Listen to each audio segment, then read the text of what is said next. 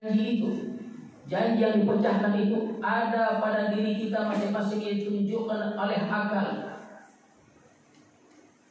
Dan janji Allah itu sebenarnya dan sesungguhnya bersuara dalam batin kita. Janji itu bersuara dalam batin kita. Allahu Allahu Allahu Allah Allahu Allahu Allahu Allah Allahu Allahu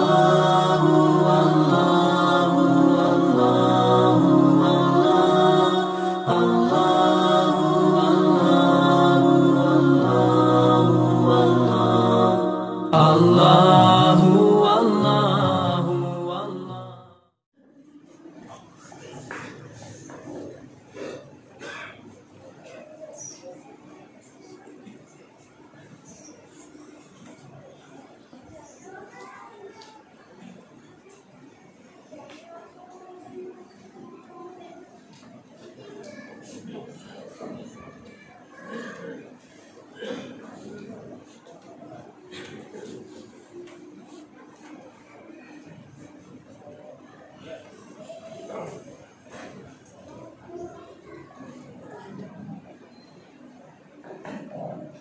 Allahu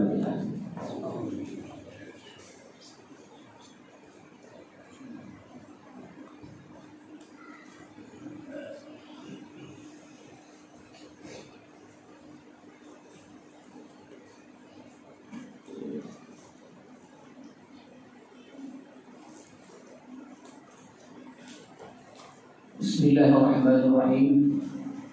Assalamualaikum warahmatullahi wabarakatuh. Alhamdulillahirabbil alamin. Wassalatu wassalamu ala asyrafil anbiya'i wal mursalin wa ala alihi wa sahbihi ajma'in. Amma ba'd.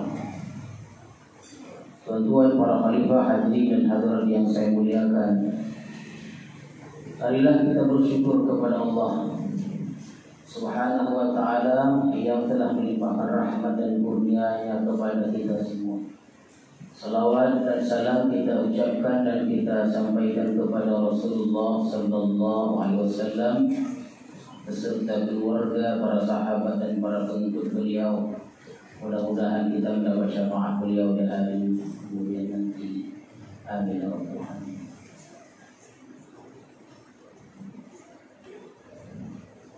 Maka berfirman Allah dalam surah Al-Baqarah ayat 26, sambungan tafsir yang sebelumnya.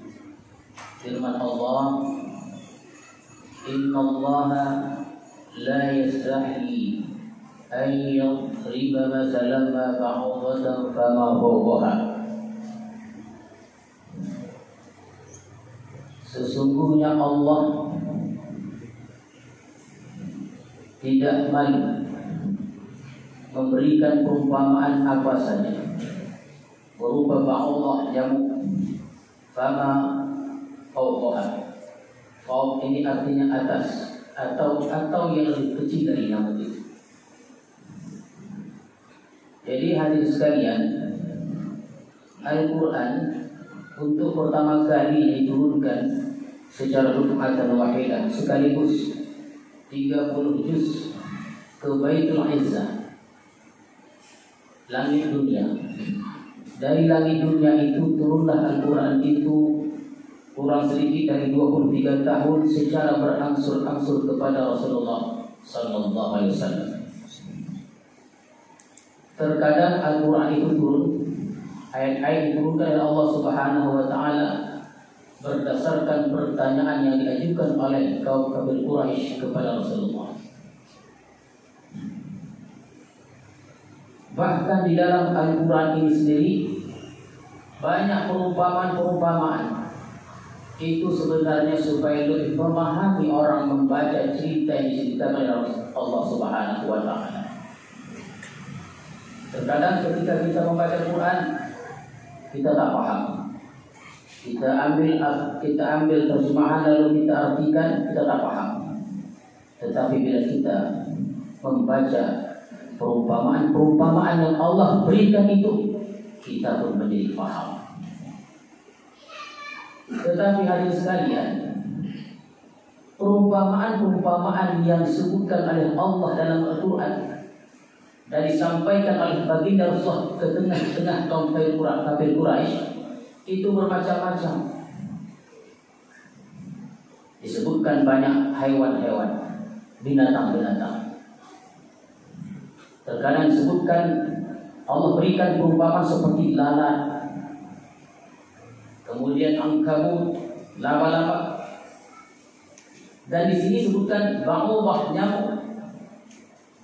Maka Allah berfirman dalam ayat ini, Innallaha la yastahi, tidak merasa malu, tidak malu memberikan perumpamaan masalah apa saja berupa ba'udah, contohnya nyamuk atau yang lebih kecil dari nyamuk itu. Kenapa hadirin sekalian? Di sini disebutkan fa'amal ladzina amanu faya'lamuna annahu al-haq. Adapun orang-orang yang beriman, bila disebutkan nyamuk, maka mereka tahulah bahwa itu satu kebenaran dari Tuhan mereka, dan mereka tidak mempertikaikan, tidak mempermasalahkan, bahkan bertambah iman mereka. Oleh karena itu hadirin sekalian, apa saja yang disampaikan oleh Allah di dalam Al-Quran, ilmiah atau tidak ilmiah, masuk akal atau tidak masuk akal, jangan teragak-agak untuk mempercayainya. Wajib percaya beriman. Tak masuk akal, terakhir tak masuk akal, tapi wajib kita percaya.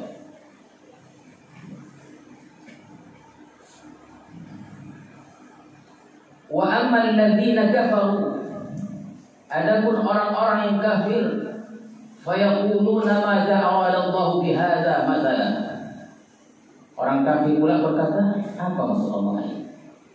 Ketika Allah berikan perumpamaan ba'udah, nyamuk, mereka memandang itu satu hal yang kecil, tidak berguna, sepele. Mereka pandang enteng. Apa maunya Allah ini? Dicari-carinya kesalahan. Kita tidak boleh begitu. Kalau kita bersahabat, memandang kepada sahabat-sahabat kita, pandanglah kebaikan-kebaikannya.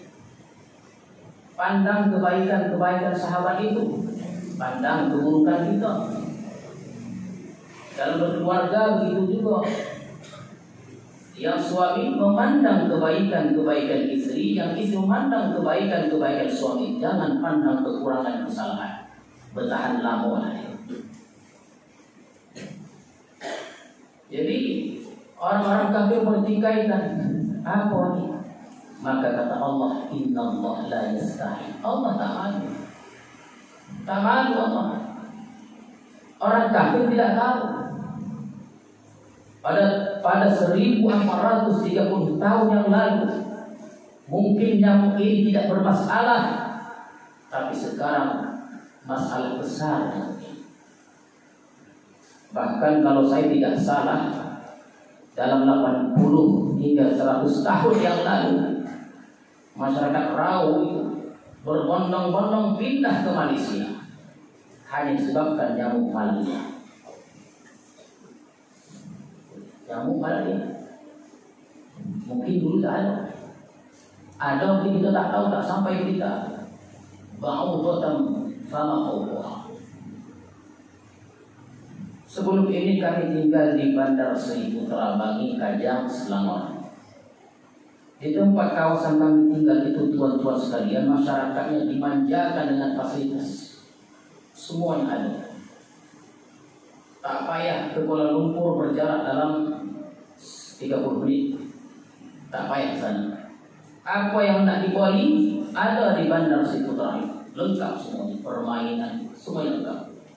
Tapi masyarakat situ ditakutkan dan satu ketakutan, denggi namanya, nyamuk malaria. Nyamuk. Innallaha la yastahi an yadriba mathalan ma ba'udatan fama fawqaha. Pernah saya turun dari lift di satu rumah sakit. Bertanya saya kepada seorang ayah yang anaknya masuk rumah sakit. Dia sedih. Saya pun dia sedih juga. Sama-sama sedih. Ada apa tuan? Hampir menangis dia menceritakannya bahwa anak dia masuk rumah sakit itu karena nyamuk namanya denggi, namanya nyamuk malaria. Itu contoh sekarang bila kono nyamuk tadi badan panas, darah tidak mengalir, mati. Itu yang dikatakan oleh kaum kafir Quraisy sepele, masalah kecil. Bahkan corona ini, kematian corona di bawah jauh malaria. Jauh.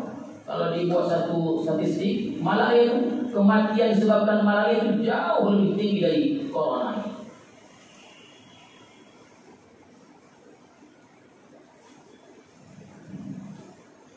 Maka dengan perumpamaan itu hadirin sekalian, yudillu bihi katsiran wa yahdi bihi katsiran. Banyak yang disesatkan dan banyak mendapat petunjuk dari hanya karena nyamuk saja. Teringatlah kita dulu di silam ini. Alhamdulillah di silam kita ada nyamuk itu. Tapi di silam ada satu nyamuk koci yang gorang tenang. Iya. Tak tahu sekarang dulu ada. Ada contohnya itu. Tengok saya orang contohnya nyamuk itu jatuh dia. Dipukul nyamuk, jatuh nyamuk ke lantai. Diambilnya, ditunyuknya ke ini. Asokan tadi. Gitu. Padahal nyamuknya tak tahu apa lagi. Kenapa gorang dia nyamuk? Wadah sakit. Alhamdulillah di Besilam ini walaupun dulu banyak hutan dan lain tidak ada malaria. Bahkan malaria itu di bandar-bandar di kota-kota. Jangan sepele. Inna Allah la yastahi ayyadhiba mathalan ma ba'dhan ma fawqa. Karena nyamuk banyak orang petunjuk, karena nyamuk juga banyak orang tersesat. Bahkan dalam kajian-kajian saya persilakan tuan-tuan terutama anak muda buka itu di Google, itu is'alu ila Google. Tanya pada Google keajaiban nyamuk. Allahu alam, menurut para kajian nyamuk itu rupanya ada 100 motor sampai 8 gigi. Dan yang mental boleh dicairkan. Kalau betul kajian ini 100 mata sebut, betapa kecilnya mata itu. Kenapa? Sama berapa sih? Itu baru sekarang itu. Tak tahu lagi dalam 5 tahun, 10 tahun yang akan datang. Lain pula cerita tentang nyamuk. Wa ma yudillu bihi lil fasiqin. Hadirin sekalian, di sini disebutkan fasik. Ya, orang-orang fasik. Ini ceritanya bersambung dengan ayat-ayat yang kita tafsirkan pada pertemuan-pertemuan sebelumnya. Siapa orang fasik? Menurut halaman 5 dari surah Al-Baqarah ini, siapa orang fasik?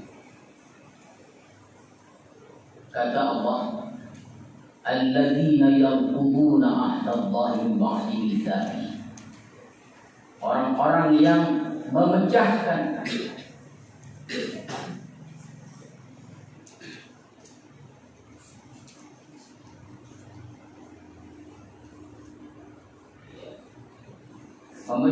atau melanggar. Ini dia. Terjemahan itu biasanya melanggar ya. Atau memecahkan. Orang-orang yang memecahkan janji Allah setelah dikukuhkannya janji itu. Pecahkan yang janji. Janji apakah yang dipecahkan? Janji yang kita merasa ada pada diri kita masing-masing, teman-teman. Janji yang dipecahkan itu ada pada diri kita masing-masing, yang ditunjukkan oleh akal. Dan janji Allah itu sebenarnya dan sesungguhnya bersuara dalam batin kita. Janji itu bersuara dalam batin kita. Apa dia? Kesadaran akal. Kesadaran akal. Itulah janji. Apa dia? Kesadaran akal kita. Maka pada ayat sebelumnya ketika Allah berfirman, "Wa'budu rabbakumul ladzi khalaqakum wal ladzina min qablikum." Sembahlah Tuhanmu yang telah menjadikan kamu dan orang sebelum kamu. Itu kan mengajak kita berpikir bahwa Allah yang telah menciptakan kita dan orang-orang sebelum kita. Apa dia kesadaran akal tadi? Kita pergunakan akal kita. Kalau kita pergunakan akal kita, sadarlah kita. Bila kita sadar, timbullah insafan. Kalau insaf sudah sadar, muncullah syukur dan taat kepada Allah. Itu dia. Insaf, muncullah syukur, muncullah taat kepada Allah.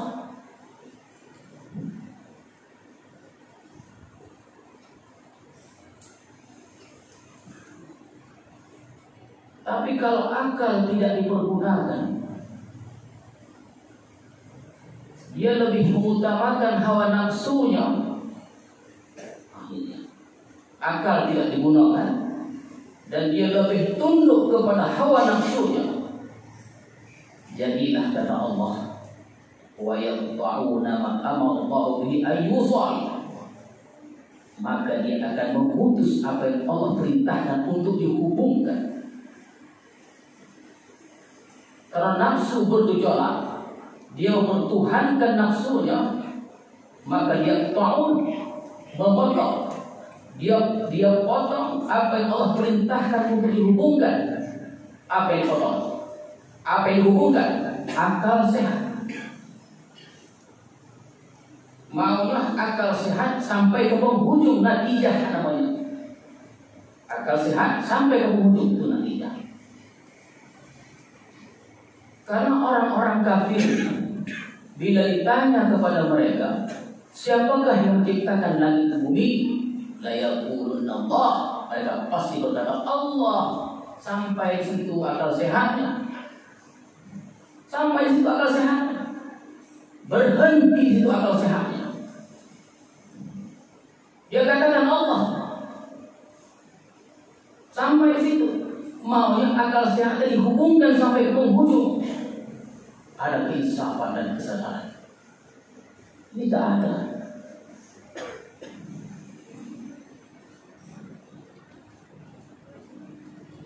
Dibelokkan akalnya. Ini bahaya. Bila putus akal sehat tadi, artinya dibelokkan yang akalnya. Yang belokkan akalnya, maka kata Allah, wa yufsiduna fil ardh, yang membuat kerusakan. Inilah. Dia membuat kerusakan ini error. Tak elok kelakuan.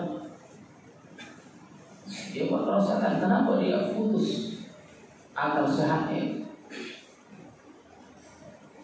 Maka selagi dunia ini dipimpin oleh orang-orang fasik, selagi itu pula ada kekacauan-kekacauan. Maka benarlah dikatakan Dr. Ali Nadwi, orang India, darah Arab.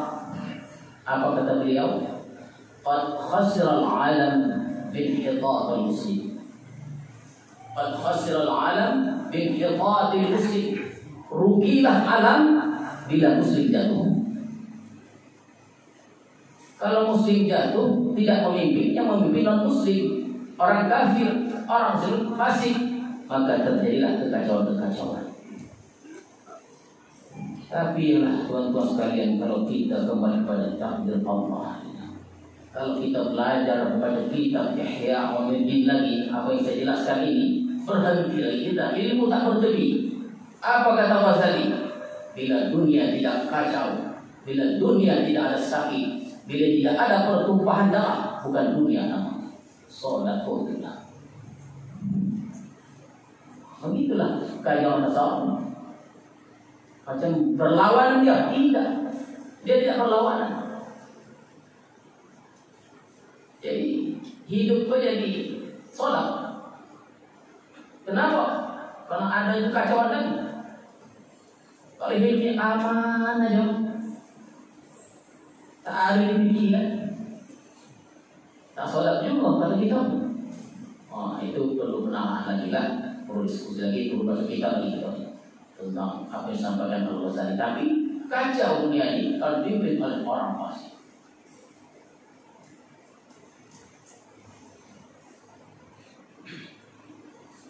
Jadi bagaimana keadaan orang-orang yang saya sebutkan tadi? Setelah mereka wayusiduna fil ardh, membuat perosakan. Kata Allah, ulaika humul khasirun. Mereka itulah orang yang rugi. Tapi mereka tidak merasa rugi. Rugi di dunia, rugi akhirat. Dan biasanya hadir sekalian, penentang-penentang ini, kalau kita lihat, kita baca sejarah dari zaman Nabi Nuh hingga zaman Rasulullah Sallallahu Alaihi Wasallam, penentang-penentang ini ditakdirkan Allah kehidupan mereka agak mewah. Namanya al-malak. Penentang-penentang dari segala zaman, dari zaman Nabi Nuh namanya al-malak. Bukan dari kaum bawah, kaum atas. Mereka lah yang menentang habis-habisan kepada Rasulullah. Dan penentang-penentang ini dari kalangan kaya pula.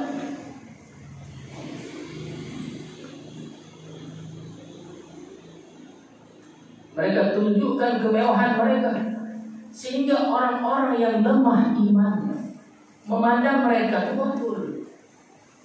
Dipandangnya rumah mereka, dipandangnya pangkat mereka, dipandangnya baju mereka, dipandangnya cara mereka berpidato, berbicara.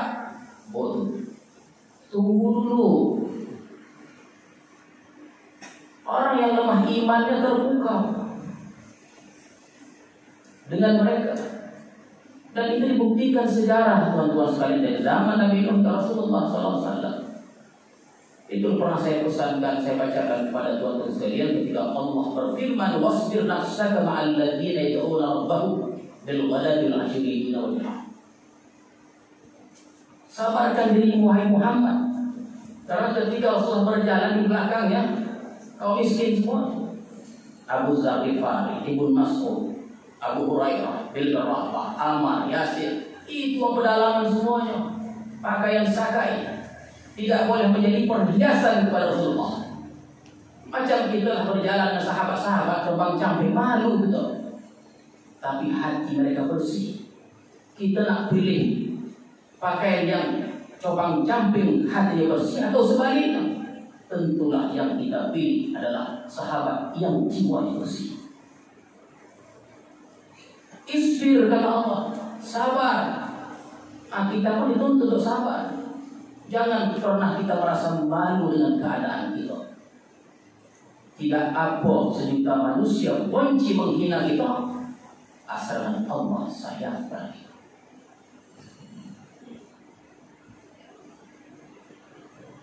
Jadi hadirin sekalian, bila orang-orang yang imannya lemah memandang benar apa yang saya sampaikan tadi, yang dipandang pun semakin angkuh.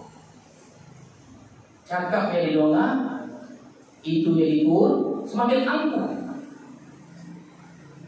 Apa yang mudarat yang akan datang pada dirinya setelah cakapnya selalu didongak, perintahnya selalu dituruti, yang A, yang B. Kalau ini sudah terjadi, angkuh akan muncul pada dirinya. Payah untuk dikritik, payah untuk menerima kebenaran, payah untuk menerima dakwah dan lain-lain. Dan orang jenis ini ada di segala zaman. Dan kita jangan pernah silam. Kita mesti punya prinsip. Kita tuh hanya malu kepada Allah, bukan kepada manusia. Haram hukumnya kita bergantung pada manusia. Haram. Siapapun kita mesti tegak berdiri di hadapan manusia.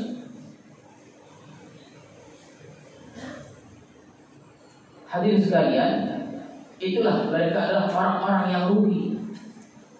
Rugi mereka, tapi mereka merasa tidak rugi. Padahal umur semakin berkurang. 50, 51 semakin berkurang dan bertambah. Semakin umur semakin berkurang. Artinya kematian semakin dekat. Rasulullah terus berjalan, orang itu bergelimpangan di medan Badar. Mereka merasa hebat, merasa hebat menghina Rasulullah. Rasulullah berjalan, terjadi perang Badar. Di Badar 70 pemuka Quraisy mati bergelimpangan. Yang dihina terus berjalan. Pengaruhnya hingga hari ini dan hari berbangkit. Kenapa dijaga Allah? Karena membela agama Allah.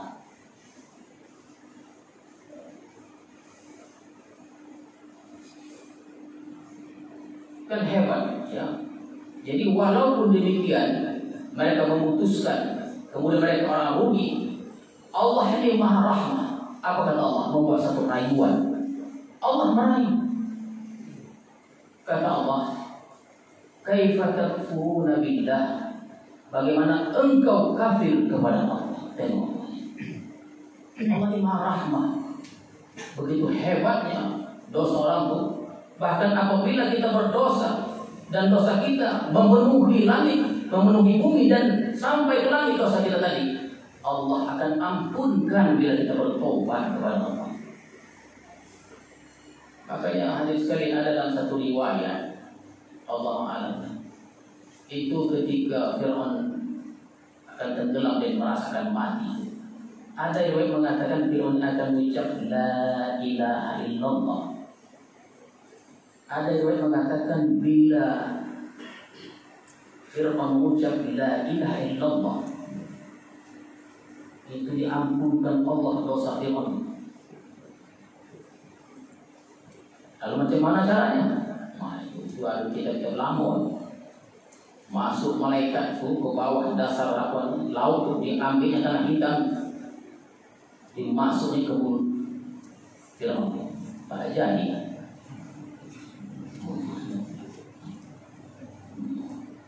Malaikat tak mau. Akan boram juga. Tak mau dimasuk. Sumpahnya apa? Tanah hitam laut itu ke mulut Fir'aun. Tak jadi. Kalau tidak, memang ada orang mengatakan Allah akan ampunkan. Kita hanya mengatakan betapa rahmatnya. Ya Allah katakan kaifa takfur? Bagaimana engkau boleh kafir kepada Allah? Wa kuntum amwata, padahal sebelumnya engkau amwata, mati. Dulu kita mati. Boleh jadi kita dulu mungkin dari biji sawi. Boleh jadi dari tobu, boleh jadi dari ikan. Karena benda-benda yang saya sebutkan tadi tumbuh dan mengambil sari dari tanah, dimakan oleh ibu bapak kita. Sayur-sayuran, buah-buahan dan segala macamnya. Makanan yang dimakan dan minuman yang diminum berubah menjadi darah. Lalu tersimpanlah dia di sulbi dan tarai. Sulbi lagi, bahkan tarai perempuan di depan, menyatu dia, jadilah kita. Makanya ketika malaikat mau membalikan bumi Taif itu, biar saya balikan, apa kata Rasulullah? Jangan. Nanti kelak dari sulbi mereka, kata Rasulullah. Nah, itu maksudnya itu, ini dari sulbi ayah-ayah mereka itu, lelaki itu, akan lahir generasi yang akan beriman kepada Allah. Itulah sifat Rasulullah. Sudah jelas dihina, dilempar, dicaci, dimaki, memaafkan. Coba datang malaikat kepada kita. Coba malaikat datang kepada kita. So aku dia kembalikan, hanya tunggu laporan. Itulah Rasulullah Sallallahu Alaihi Wasallam. Makanan yang makan menjadi darah. Darah itu dia diproses, tersimpan di sulbi dan tarai. Bersatu dia. Jadilah kita. Rupanya kita dari biji bayi.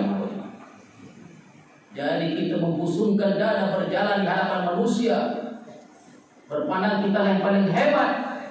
Inilah kata Allah, ada tafakkur, tadabur dan tadabbur. Itulah maksud. Sebenarnya maksud itu ada tafakkurnya, ada tadabburnya, ada tadabburnya. Itulah yang disuruh. Pokoknya lebih bayang pokoknya.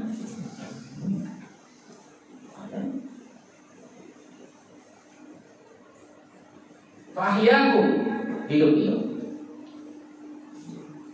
Itu nantilah kita tafsirkan secara detail tentang kejadian manusia pada surah Al-Mu'minun. Lebih jelas lagi. Jadilah kita. Jadi kita ikhlas. Kalau jadi kita dari bayang, tahu mulia air ikan, ikan bau. Kenapa ada ikan bau? Karena ikan bau itu dia makan dari tanah laut itu. Jadi sebenarnya apabila Allah ciptakan kita min turab, kita dari tanah kotor, ada marahil, ada marhalah.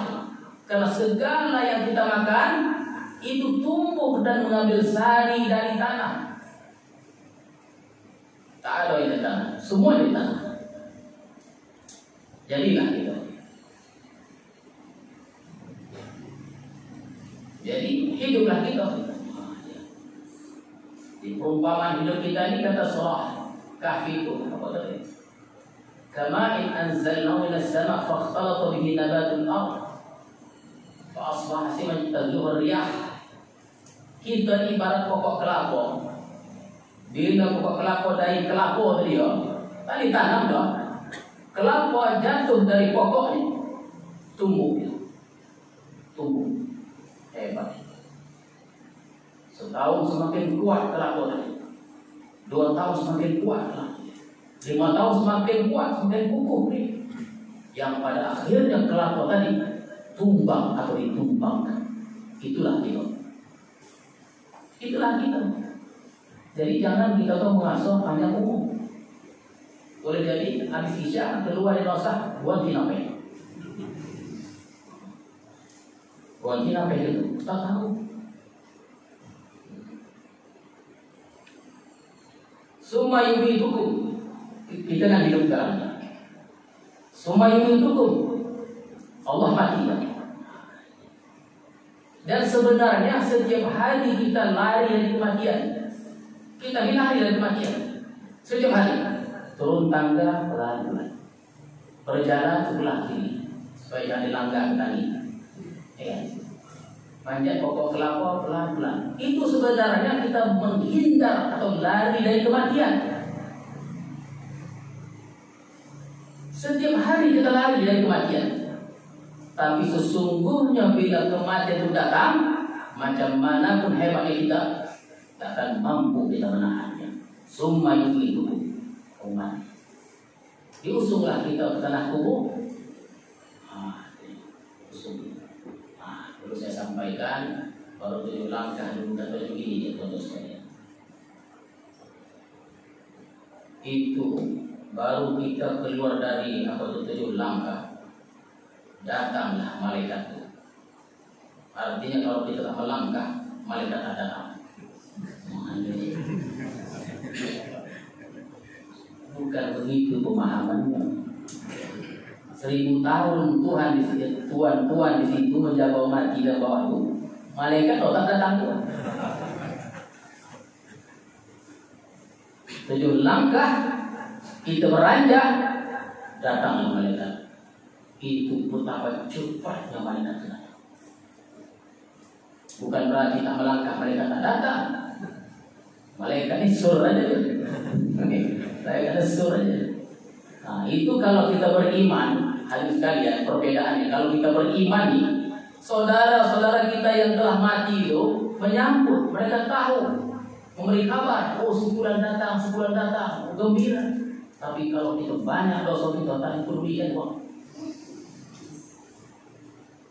Tak tahu saudara kita yang sudah mati itu kita masuk kubur tak tahu. Di dunia dan di dalam kubur barzakh kita tidak dipedulikan orang. Tak ada yang nyambut. Tidak disambut saja itu satu penderitaan yang sangat mendalam. Belum dipukul lagi, tidak disambut saja, bukan main sedih. Wisuda contohnya wisuda, dipanggil fulan bin fulan, fulan bin fulan, namun tidak dipanggil satu keluarga menanya. Itu baru wisuda. Summa ilaihi turja'un, dan kepadamu kelak kita akan kembalikan. Nah, inilah. Jadi kita ni apa memang hebat pun apa kita ni, apa pangkat kurang apa hebatnya Firaun, mengaku dia Tuhan. Qarun hartanya itu luar biasa banyaknya, sehingga harta-harta yang dapat dalam tanah itu harta Qarun. Haman, panglima yang cukup handal hebat. Di mana tompeng? Neraka. Mana pangkat? Tak ada gunanya. Tak berguna.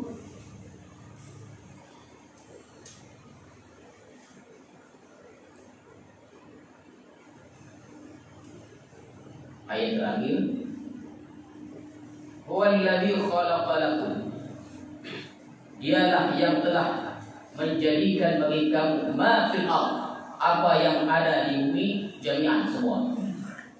Setelah diselesaikan Allah segala urusannya dalam penciptaan manusia dan segala yang berkaitan dengan manusia, summa stawa ila sama, menghadap pula Allah ke langit, naik ke langit. Nah, nanti kita tak saya sentuh sedikit, sebab ini sebenarnya kajian tauhid. Allah itu tidak bertempat. Jangan perhatikan Allah itu bertempat. Allah tidak ada warna, tidak berarah. Dia berbeda antara manzilah dan jihad. Kalau dikatakan fi fawqa ala, fi di fawqa, dan ala itu atas, itu bukan menunjukkan jihad atau arah, tapi dia menunjukkan manzilah atau kedudukan. Lalu kalau ada orang mengatakan bahwa Allah itu di langit, dan mereka kemukakan dengan banyak dalil-dalil Al-Quran hadis, ini dalilnya bahwa Allah itu di langit. Kita tanya balik pada dia, kalau anda katakan bahwa Allah di langit, di mana Allah sebelum langit ada? Di mana?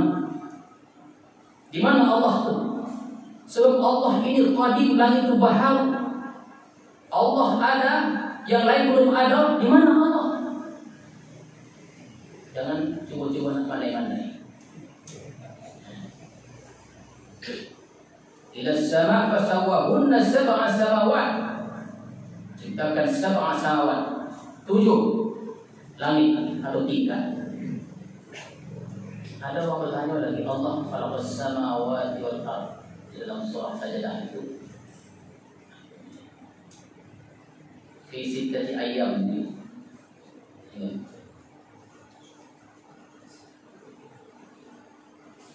Fi sittati ayyam, diciptakan Allah itu fi sittati ayyam, 6 hari. Berpikiran itu kenapa? Kita masih ingat ketika Allah menciptakan, menjadikan bumi dan laut, hari itu belum ada. Belum ada lagi. Tak ada hari seperti yang kita alami sekarang ini.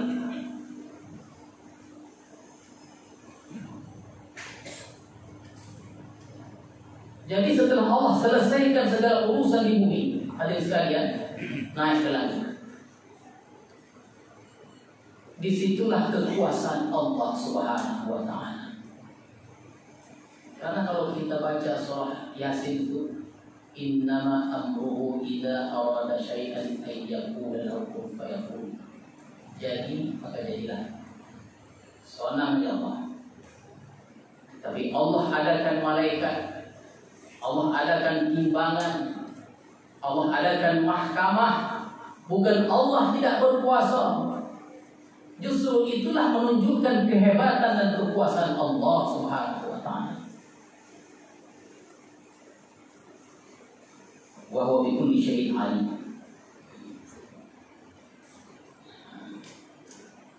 Sebetulnya wa alimun bi kulli syai'in. Nah, kan begitu ya kan?